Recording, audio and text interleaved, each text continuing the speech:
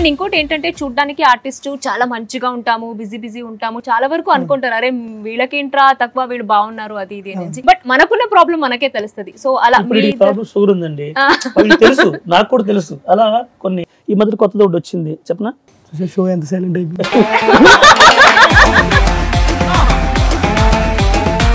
మీ ఇద్దరు పరంగా చూసుకుంటే ఫినాన్షియల్లీ స్ట్రగుల్ అయిన లైఫ్ ఎట్లా ఫేస్ చేశారు? నేను డబ్బులు ఉన్నప్పుడు ఒకలా ఉన్నాను, లేనప్పుడు ఒకలా ఉన్నాను. బట్ ఎక్కువ డబ్బులు లేని పరిస్థితి ఎక్కువ నేను ఫేస్ చేశాను అనమాట. నేను ఫస్ట్ నాకు అంత ఇన్కమ్ ఏం రాలేదు దీనివల్ల, జబర్దస్త్ వల్ల కానీ ఇంకోటి కానీ. బట్ ఉన్నప్పుడు ఒకలా ఉంది, లేనప్పుడు ఒకలా ఉంది. నాకు పెద్ద చేంజ్ ఎవరేం లేదు. బట్ నాకు ఒక్కటే విన్నాను ఏంటంటే మీరు ఇండస్ట్రీకి రాకిన ముందు మీరు గవర్నమెంట్ జాబ్ చేసేవారంట కదా? బేసిక్ గా నాది డిప్లొమా ట్రిపుల్ అంటే ఎలక్ట్రికల్ కంప్లీట్ అయిపోయింది మేడం. సో మా ఇంటి దగ్గరే విజయవాడలోనే థర్మల్ పవర్ స్టేషన్ అని ఉంటుంది అనమాట. సో అందులో నేను సూపర్వైజర్ గా చేసేవాడిని. సో నాకు ఎప్పుడైతే ఆ show Zee Telugu show okay అయిపోయిందో, అది రెగ్యులర్ షో కంటిన్యూ అంటే వీక్లీ 4 days 5 days ఉండేది. ఇంకా అటు ఇటు మేనేజ్ చేయలేకపోయేవాడిని నేను. సో అది వదిలేసి ఇది వచ్చిన తర్వాత ఇది అయిపోయింది. సో ఇది అయిపోయిన తర్వాత ఇంకా అటు వెళ్ళలేని పరిస్థితి, ఇటు వెళ్ళలేని పరిస్థితి. అప్పుడైతే ఫైనాన్షియల్ గా చాలా స్ట్రగుల్ అయ్యాము. సో ఒకటే అనుకున్నాము, కష్టపడితే ఖచ్చితంగా ఫలితం ఉంటుంది అని. ఏ రోజు అయితే మేము 100 రూపాయలు చూడాలి అని అంటే చాలా బాధ అనిపించేది. ఎన్నో చేస్తే తప్ప 100 రూపాయలు వచ్చేది. ఆ 100ని తెలియకుండా మేము 1 week 2 week సేవ్ చేసుకుని తిన్న రోజులు ఉన్నాయి. సో ఈ రోజు నేను సంపాదించాను, ఇల్లు కట్టాను, కారు కొన్నాను. నేను ఇంకో ఇల్లు కూడా తీసుకోవాలనే ప్లాన్ లో ఉన్నాను. ఇంకా సంపాదించి నా తరపు నుండి ఎవరికైనా సహాయం చేయాలనేది నేను ఎప్పుడు అనుకుంటూ ఉంటాను. ఎందుకంటే మనం అక్కడ నుంచి వచ్చాం కాబట్టి అలాంటి వాళ్ళకి ఎంతో కొంత ఏదోటి చెయ్యాలి అని చెప్పేసి నాకైతే ఉంటుంది. ఈవెన్ నేను శ్రీదేవి డ్రామా కంపెనీ షో కూడా చూసాను మీ గురించే. ఒక 4th floor దాకా మీరు సిమెంట్ మూటలని మోసుకొని వెళ్ళి అది జీతేలుగా అయిపోయింది మేడం. అయిపోయిన తర్వాత హైదరాబాద్ లో ఉండిపోయాం. ఇంటికాడ అడుగుతుంటే ఏంది షో రావట్లేదు, వచ్చిన ఎపిసోడ్లు వస్తున్నాయంటే డైరెక్టర్ కొంట్లో పోలేదు, పాత ఎపిసోడ్లు వేస్తున్నారు, 2 నెలల తర్వాత చేస్తారని అబద్ధమాడు. ఈలోగా రూమ్ రెంట్ కట్టాలి, డబ్బులు లేవు.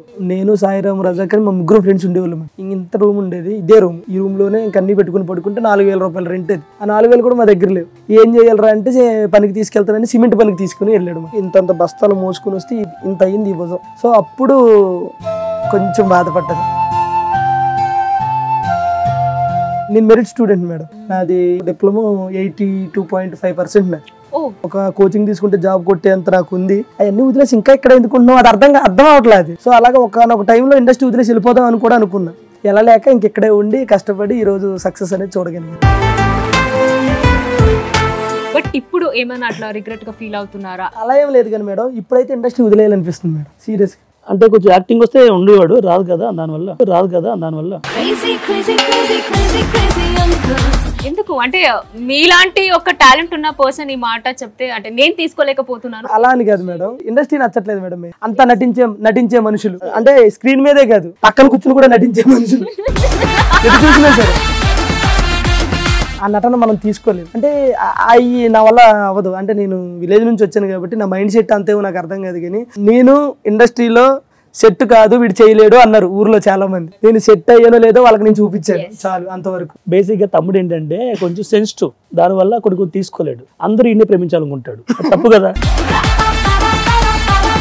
నిజంగా ఒక ఇన్స్పిరేషన్ అనేది చెప్పొచ్చు. బికాస్ ఏమి చేయలేవు, నువ్వు లైఫ్ అక్కడితో ఆగిపోతుంది అనేసి మీరు చూపించలేదు. ఎంత కష్టం ఉన్నా కూడా డిప్లొమా చదువుకున్న మీరు ఆఖరికి లేబర్ పని కూడా చేశారు లైఫ్ లో.